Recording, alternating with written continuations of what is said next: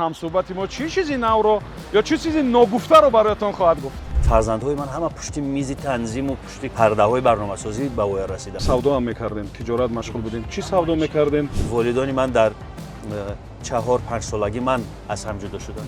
پدرم ازدواج کرد و بعداً مادرم ازدواج کرد. شما یگان گناه هم نکردید؟ تا دادگاه رفت کاری رادیو امروز و کارمندان رادیو امروز خیلی اذیت شدیم. با آنها رقابت کردن دشوار است.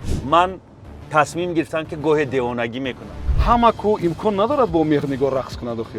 بدون جدایی من از پدرم شاید شکل گرفت و دوام پیدا کرد حدود 30 سال. شاید از گفته های مادرم که مثلا نمیگذاشت که ما رابطه داشته باشیم از خردی، ولی 30 ساله شدم، رفت آمد شروع شد، آغوشش گرفتم، بوسیدمش، عذر خواستم که من 30 سال نتوانستم در کنارتون باشم. در مورد آشنایی شما با رحیم غربیان سر و صداهای زیاد است. اصلا غزل‌های مولانا رو دوست می‌دارد رحیم. خانه و ماشین هم براتون تقدیم کرده است.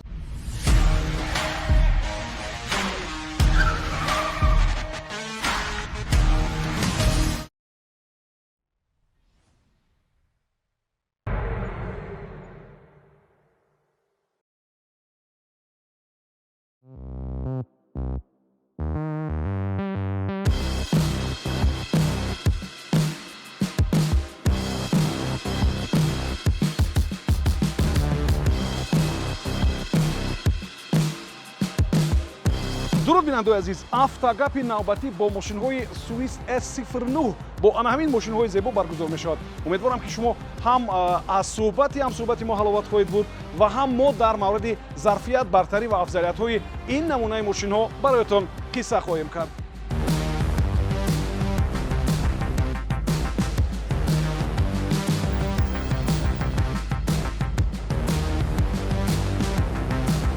бинандагони азиз, умедвор ҳастам ки ин автогап ҷолибтар хоҳад буд, зеро ки мо меҳмони бисёр азиз дорем. Як нафаре ки воқеан ҳам эҷодкор, журналист, блогер, намедонам шоир ва як нафаре ки воқеан ҳам метавонад барномаҳои бисёр хубу ҷолибро пешниҳод кунад ва умедворам ки ҳамсуҳбати хубам ҳаст. Орзу Исоев ҳамсуҳбати мо аст ва мо якҷоя мошинҳои хуб Swiss S09-ро аз автохолдинги байналмилалии Vector таҷриба хоҳем кард, тест-драйв хоҳем кард ва натиҷаро барои шумо хоҳем гуфт. зинда бошед Орзу. салом алайкум. кадом кунҷи шаҳр баротон ҷолиб аст ки мо ҳамон тараф мошин? ҳама ҷои шаҳр ҷолиб аст, аммо мехоҳам ки имрӯз агар муқобил набошад шумо биравем ба самти шаҳри Бухтар. у тараф.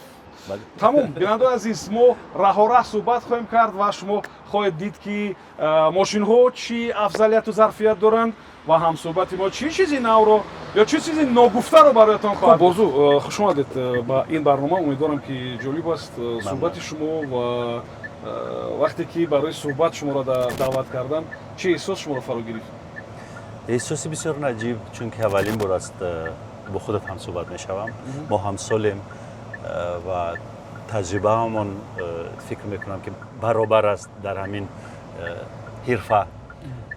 эҳсоси бисёр хуш маро фаро гирифт, мисли ки ба дидори як дӯст меравӣ. хуб, Орзу, шумо бештар худро кӣ эҳсос мекунед? шоир, рассом, журналист, блогер? чӣ эҳсос мекунам?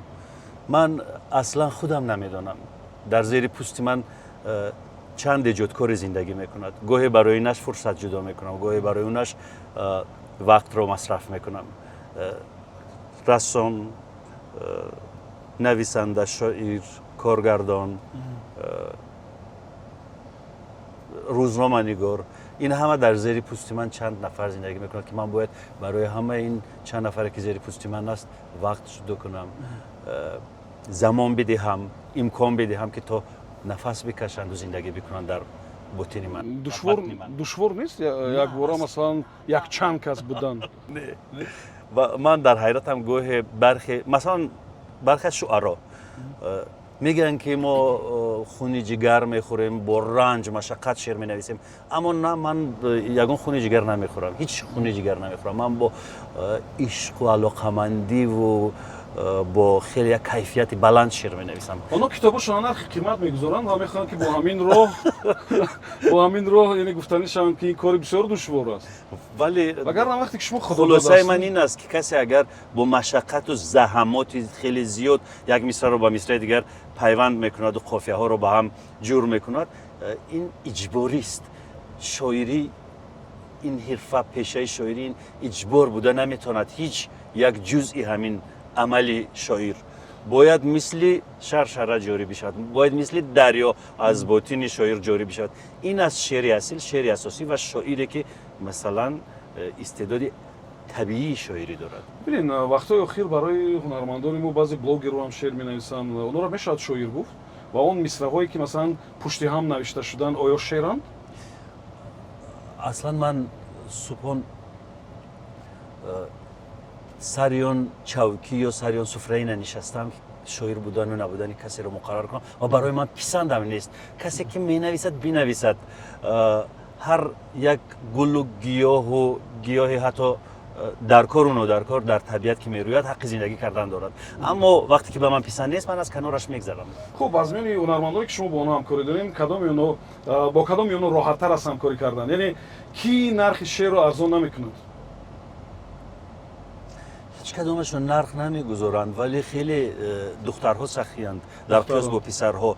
پسرها خیلی در مسئله پول و پیسه و این حرفها سختند. یعنی اونو فکر میکنن که این کار خیلی آسان است شاید همینطور، نه؟ برای که بعضی‌ها میگن که خیلی چی هست همین 6 مصرع نوشتی. آسان برای من است. من آسان انشا میکنم شعر را. ولی من همیشه فکر میکنم که همین کار ایجادی باید ارزش ارزان نداشته باشد، برای که این میدونید خداوند به هر کس میگونه استعداد نمیدهد که مثلا تواند شعر نویسد، حکایت نویسد. درست است. این باید اصلا قیمت ارزش این حرف خیلی مهم است. حرفی که گفت یعنی شعر هر کس انشا کردن نمیتواند، ولی من اون رو با آسانی انشا میکنم. این است استعداد و این استعداد باید ارزش داشته باشد. من خیلی دوست دارم که تمام استعدادها قدر بشوند در کل کشور ما یا بیرون از در کل دنیا. استعداد هنر باید خریدار داشته باشد. هنری که خریدار ندارد نیست بود این قبیل هنر.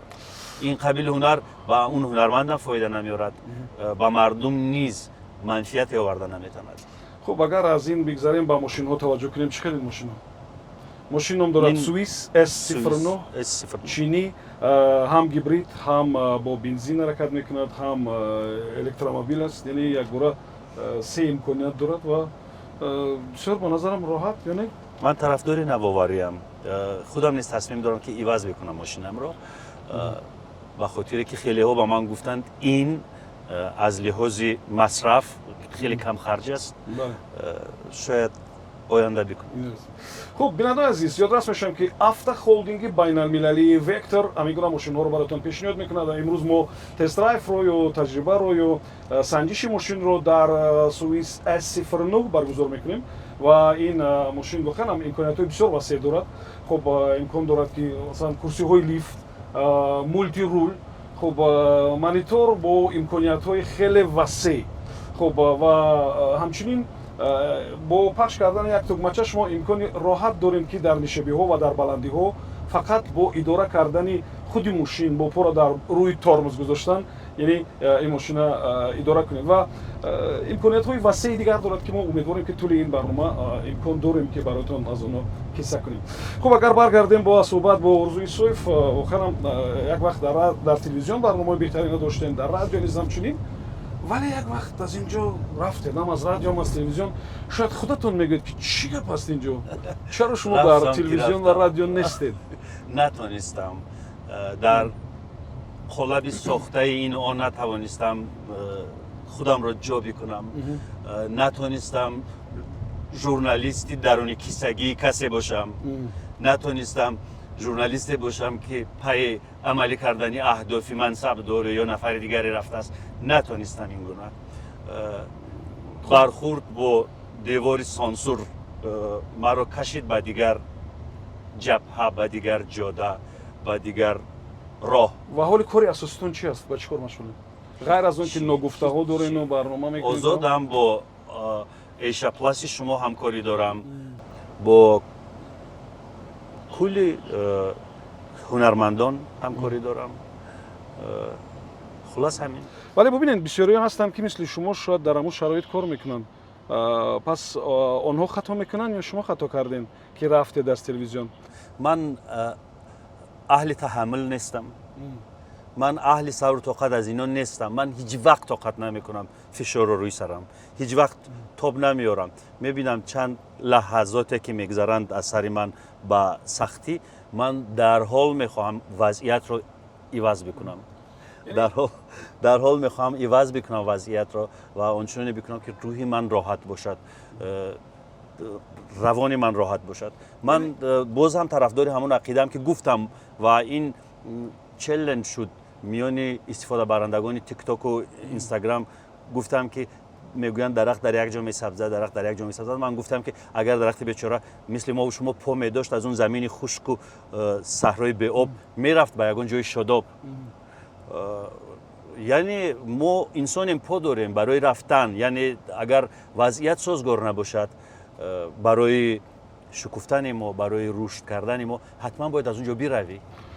خب یعنی اینجا شما یگان گناه هم نکردید و اینجا رویه‌های اینی که رقابت پذیر و رویه‌هایی که مثلا با آنها رقابت کردن دشوار است پیدا نشدن. یعنی این سببا نیستن. نه هیچ وقت من با کسی رقابت هم نکردم و فرصت برای رقابت کردن هم نداشتم، چون ما با همون اقیانوسی کار ایجادی آنچنان غوطه‌ور شده بودیم که دیگر من شب دیر از کار می آمدم خانه فقط به خاطر خواب کردن.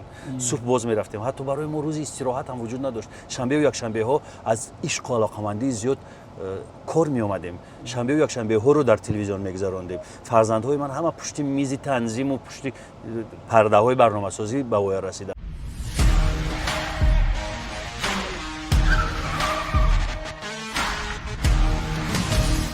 خب بیاد اگر سر موضوع نورسی های شما صحبت کنیم. میدونیم که اونا نورسی شما آسان نبود و شاید خاطره هایی هست که نمیخواستید گفتن، شاید براتون مشکلی میاد. اگر اونا خاطره ها هست میتونید به یاد نیارید.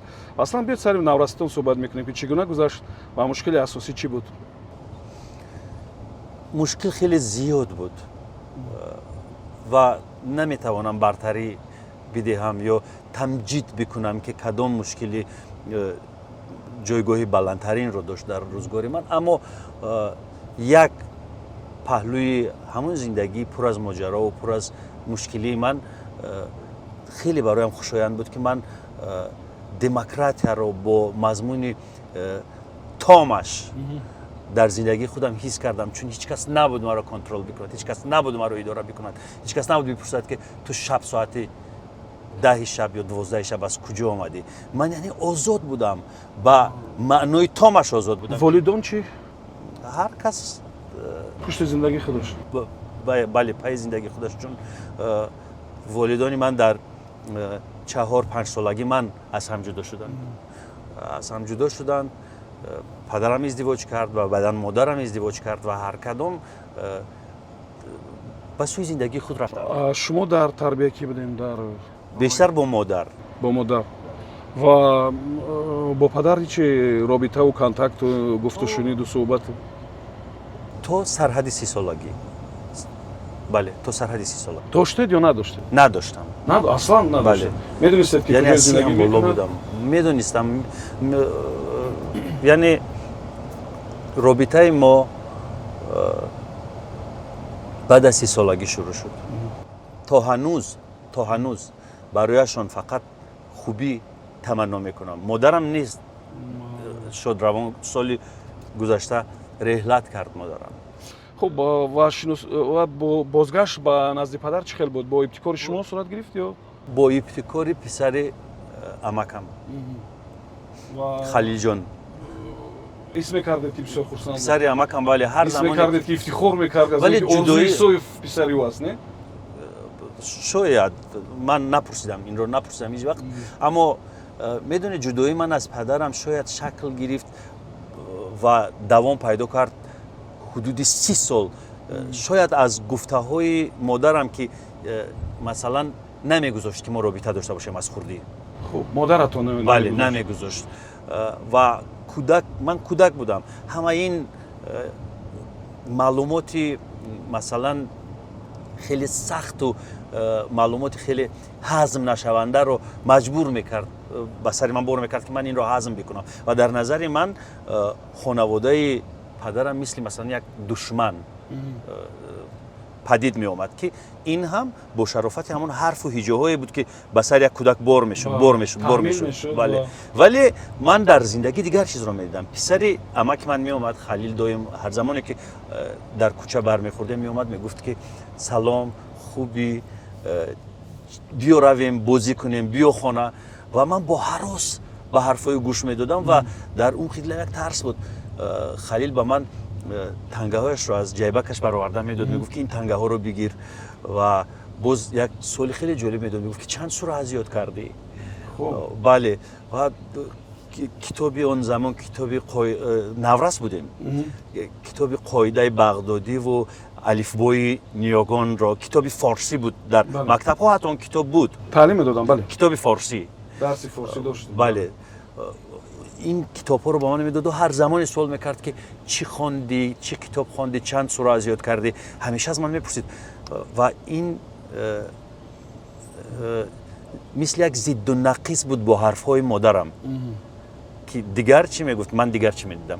ولی 30 ساله شدم، بعد رفت آمد شروع شد، آغوشش گرفتم، بوسیدمش، عذر خواستم که من 30 سال نتوانستم در کنارتون باشم، گریه کردیم با هم، شادی کردیم، دعا داد و تا هنوز هست.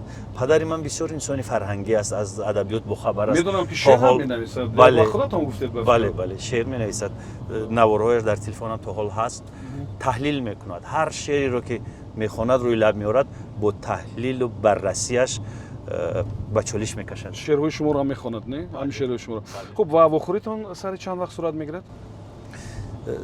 مو خانواده پدری من خیلی آدمانی دستورخوان دارند.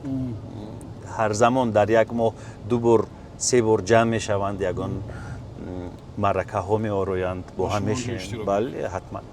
خب ببینید، زمانی نورستان اگر من نادرست نفهمیده باشم، شما کم کم سودا هم میکردین، تجارت مشغول بودین. چی سودا میکردین و چرا فکر کردید که حتما باید شما این کار رو انجام بدین؟ کسی شما رو مجبور میکرد که پول بیار یا خودتون احساس میکردید که باید؟ بله، مجبور بودم.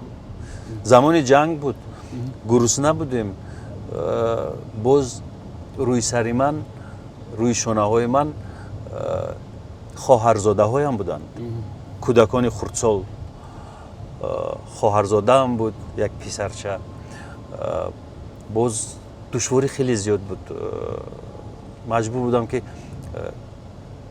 با بازار سر بزنم و در بازار من متا میفروختم، لباس میفروختم، کالا میفروختم، شکر میفروختم، شیرینی میفروختم. بازار شهر باختر. بله. هر چیزی که پیش می اومد میفروختم. و با این پول زندگی رو میچرخوندین؟ یک جای هم میچرخوندم، هم خانه خریدم، هم زندگی هم رو ساختم. بخیرم میگن شخص اگر تو عذاب نکشد این گونه به جای نمیرسد و امروز موفق شدن شما شاید یک همون زمینه بود، عذاب ها و نمیدونم تضادهای زندگی شاید در شکل گیری شخصیت ارزو یوسف اینا هم نقش داشتن، نه؟ آره. سبحان، زندگی من اونگونه بود که من زندگی رو با تمام عذابهایش یک نوعی قبول کردم که فکر میکردم زندگی همین است. یعنی زندگی فقط همین است، باید عذاب داشته باشی، باید تلاش داشته باشی و چی بودن راحت زندگی رو من بعد فهمیدم. بود ولی وقتی که با فرزندان خودتون نگاه میکنین بود حالتی که مثلا چیزی که شما خیلی آرزو میکردین و نداشتید ولی امروز خوشبختانه که فرزندان شما چی را دارند، شما برای آنها این زندگی را ساختید. اصلا درباره چی خیلی آرزو میکردید که نداشتید؟ آرزوهای من خیلی آرزوهای خیلی مثال تعدادی سایر آدمان جدا بود. مثلا من دویم آرزو میکردم که یک ملبرت داشته باشم، رسم بکشم. من دویم آرزو میکردم که نه ماشین، نه مثلا قصر کوشک یا اینکه نمیدونم تیلا، ولی آرزو میکردم که طلا بخرم و به مادرم تقدیم کنم و این رو میکردم. دویم براش انگشترین میخریدم یا یگون طلا حتما هدیهش میکردم. از پول سودا از بله بله. زنها می آمدند میفروختند آرایشات تو همون زر و زیور خود رو که در بازار بودیم با ما می آوردن میدادن. زمانی دشوار بود. زنها آخرین انگشترین های یادگاریشون رو از عروسی خود شاید می آوردن میفروختن. مجبور بودن. من پول داشتم میخریدم با مادرم تقدیم میکردم. ولی نه، من آرزو میکردم که مالبرت داشته باشم. آرزو میکردم که یک جایی باشد که رسم بکشم. آرزو میکردم بروم با یگان کشور دیگر. فرانسه میخواستم برم چون ادبیات کلاسیکی فرانسه رو زیاد میخوندم. میخواستم برم لوور رو ببینم، دریای سینا رو ببینم، پاریس رو ببینم. ولی به این آرزو نرسیدید. یا رفتید؟ اروپا رفتم اما فرانسه نه. فرانسه نرفتید. خب و ببینید شاید وارد شدن شما با تلویزیون نیست، با کار ایجاد نیست، با واسطه ما هنر رسامیتون بود، نه؟ بله. محمد غایب دیرکتوری تلویزیونی خطلان بود در شهر باختر. من دانشجو بودم اون زمان. رفتم که من رو با کار بگیرند. اعلانی آزمون نشر شد در تلویزیون. من رفتم محمد غایب تماشا کرد کارهایم را، دید شعرهایم را خواند و گفت که حسن خطت را میخوام ببینم. حسن خطم را هم دید و به حیث رسام را قبول کرد. من در مقام رسام 1 سال کار کردم و بعد محمد غایب آمد دوشنبه دیرکتوری شبکه اولی تلویزیون شد.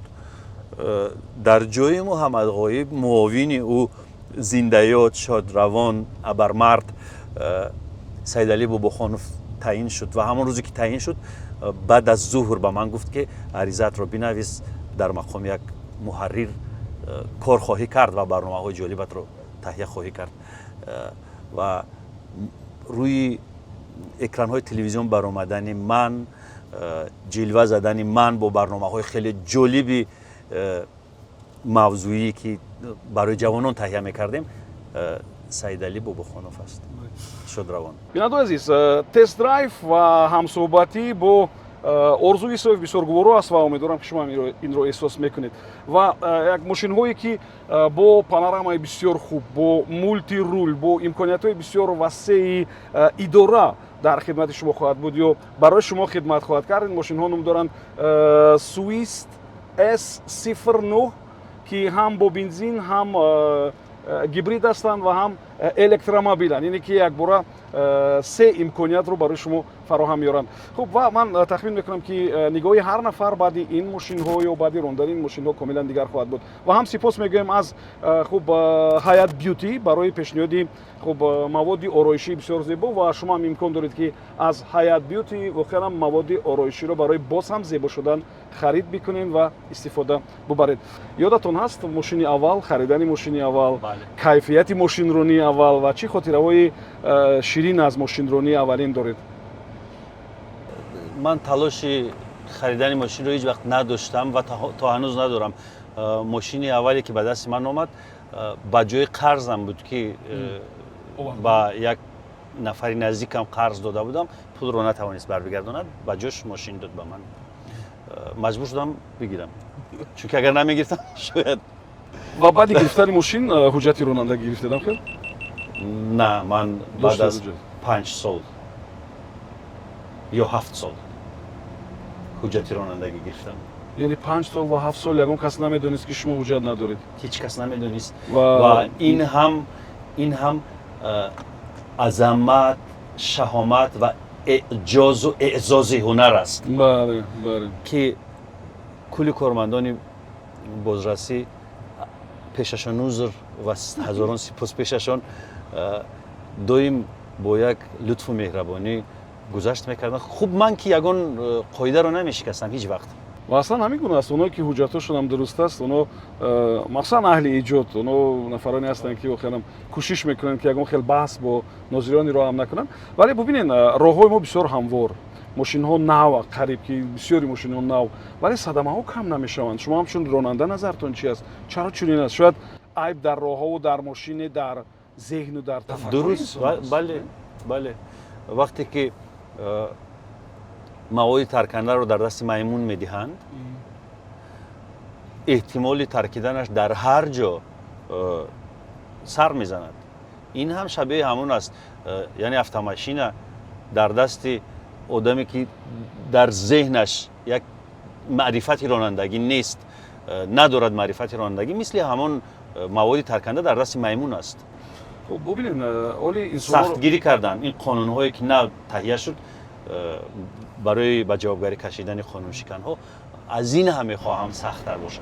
بله خیلی دیگه علاج نیست. به هر صورت همون دردی بعد رو دوای بعد فکر می‌کنم که خوب مقاله است. اینکه من 5 سال به حجت رانندگی در جوانی ها ماشین راندم، ببینید در 5-6 سال یا اینکه 7 سال نمیدونم حدودی همین قدر سال‌ها بود، من هیچ وقت صدمه نکردم. هیچ وقت. و بعد خلاصه گرفتم، خواندم، گرفتم، امتحان سپردم، رسما امتحان سپردم. امتحان سپردم، مدت خواندم، از 1 ماه زیاد خواندم. کل ماشین ها با اینکه 1 میلیون ارزش دارد یا نیم میلیون ارزش دارد، کدام تمغه هست نیست، در مجموع یک آهن است. هیچ و برابر شده نمیتواند با یک نیمه جانی آدم. کدام فункция بودن کدام فункция در ماشین براتون خیلی مهم است؟ موسیقی ماشین برای ما فقط یک واسطه حرکت کردن است.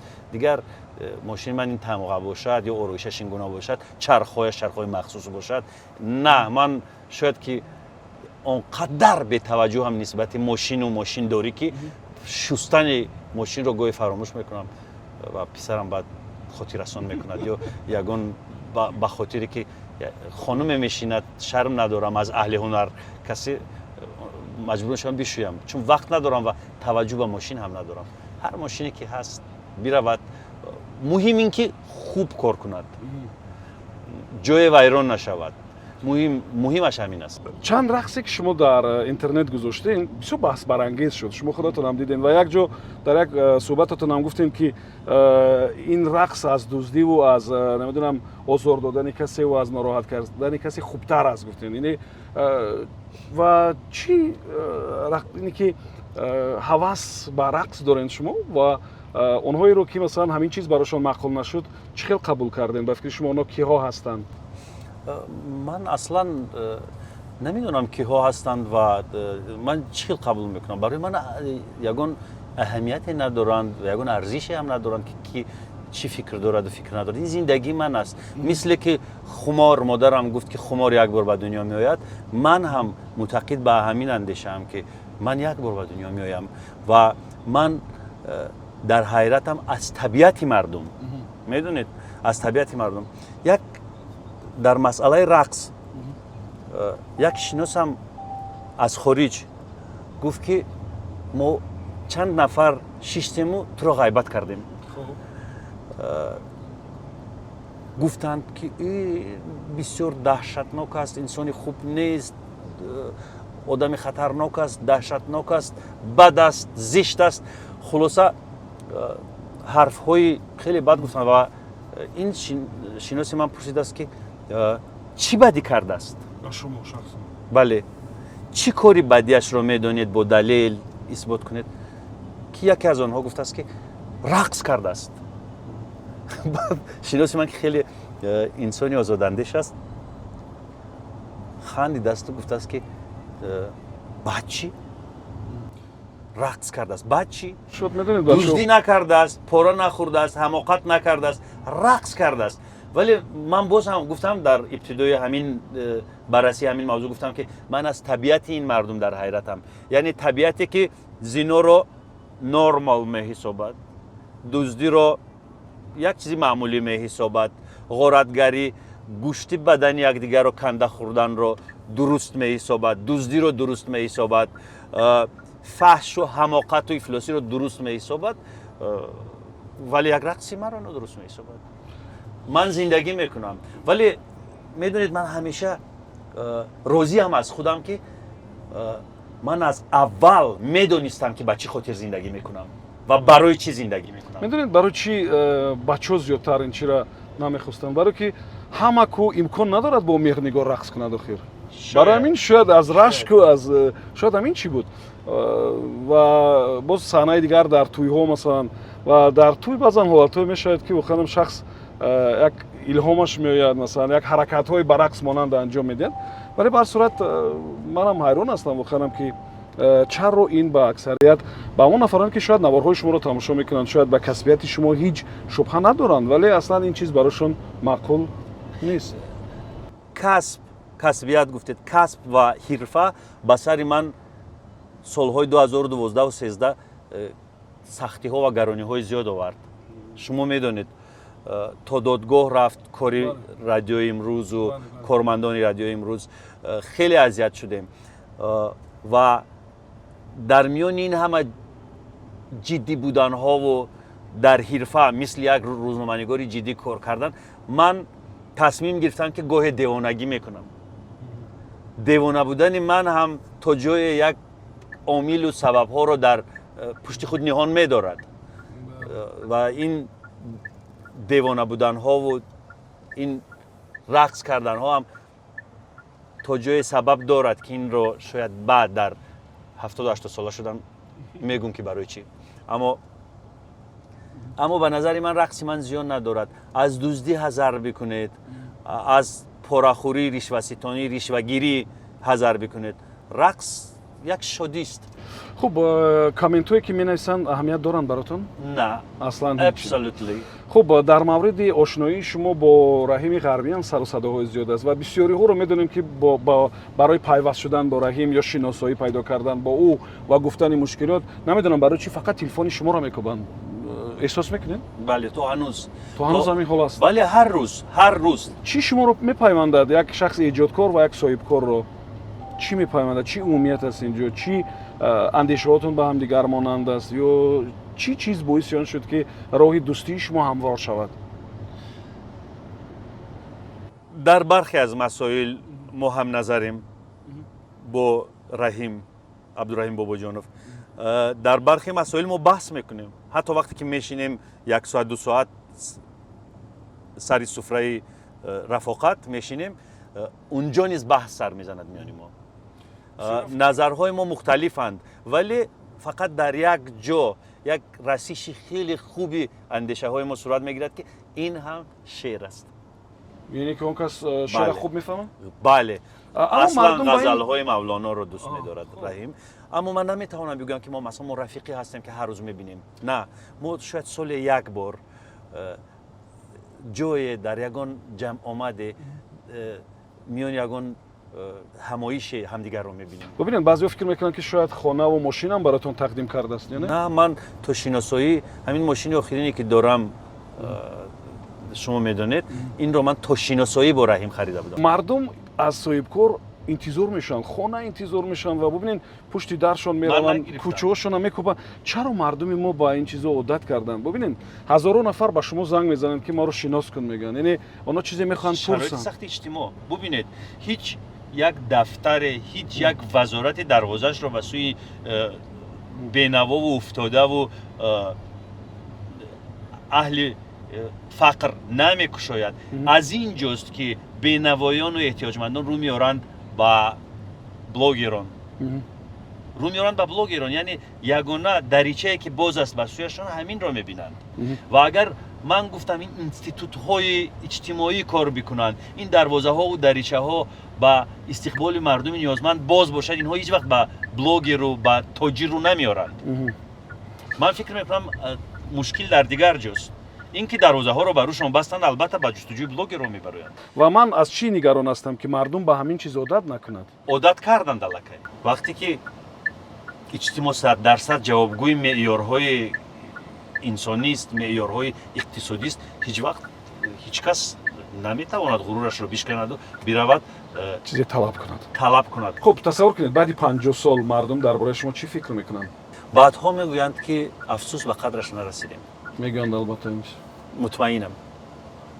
воқеан ҳамин тавр аст? вале фикр мекунед ки мардум ё умуман касе ё ба қадратон нарасид ҳамин тавр? на, мардум ба қадри ман расид. ман мамнунам аз мухлисонам ҳамеша. аммо чанд тоифае ки масалан имкон дар дасташон аст, инҳоро дар назар дорам. яъне онҳо ба қадри як эҷодкоре бо ному насаби Орзуи Исоев нарасиданд ҳамин тавр?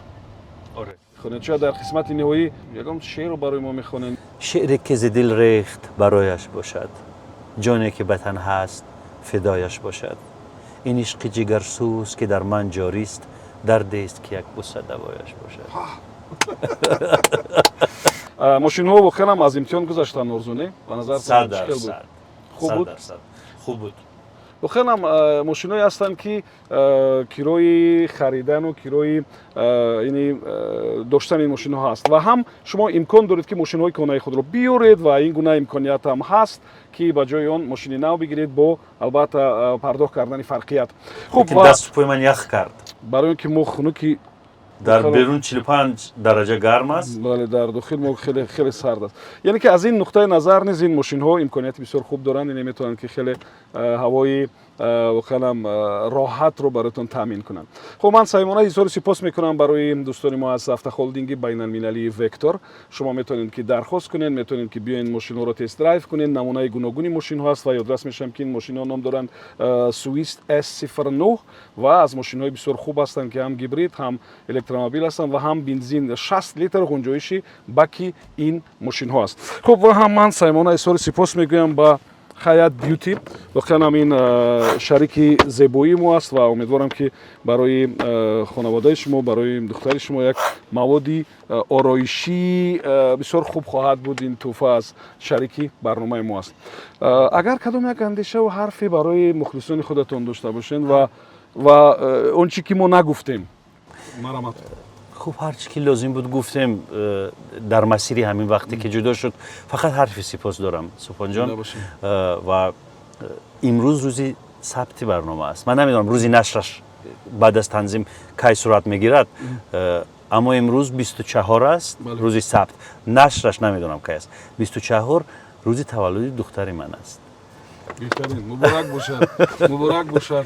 خوشبختی و کامیابی رو آرزو میکنم. با ارزوی سویف صحبت خوب داشتیم و در یک مسیر همه چی رو گفته نمیشد و من راستی از پیشنهادی باید سوالا خودداری کردم. ما وقتی که برنامه رو شروع کردیم گفتم که ولی بس ارزوی سوالا میدیم، اون سوالا میدیم، همه نگفته ها رو گوش کردم، تماشا کردم، ولی به هر صورت مقصدی ما این نیست که مثلا ما در همصحبتی کدام حالتهایی رو باید بیاریم که آخرا شخصا ناراحت کنند. من بسیار میخوام که همیشه صحبت‌های ما سر موضوعهایی باشد که ما صمیمانه و از روی ذوق خواهیم که درباره آن صحبت کنیم و خدا کند که این موضوع زیادتر باشن و من امیدوار هستم که ارزوی سویف همچون یک ایجادکاری رنگین خیال، همچون یک نفری که در کدام سمتی که یعنی کوشش کرد و رفت موفق شد، همین گونه باز شاهکاری‌های دیگر هم می‌آفرد. ما صحبت‌های شما را انتظاریم. نگفته‌های این مردم حتما باید که شما افشا کنید، برای ما پیشنهاد کنید و امیدوارم که برنامه شما بازم جالب‌تر خواهد بود. زنده باشین. سپاس به ایشا پلاس، سپاس به همه شما بیننده های سپان جان و سپاس اسپیشل خاص برای زنده باشین. تشکر میگم.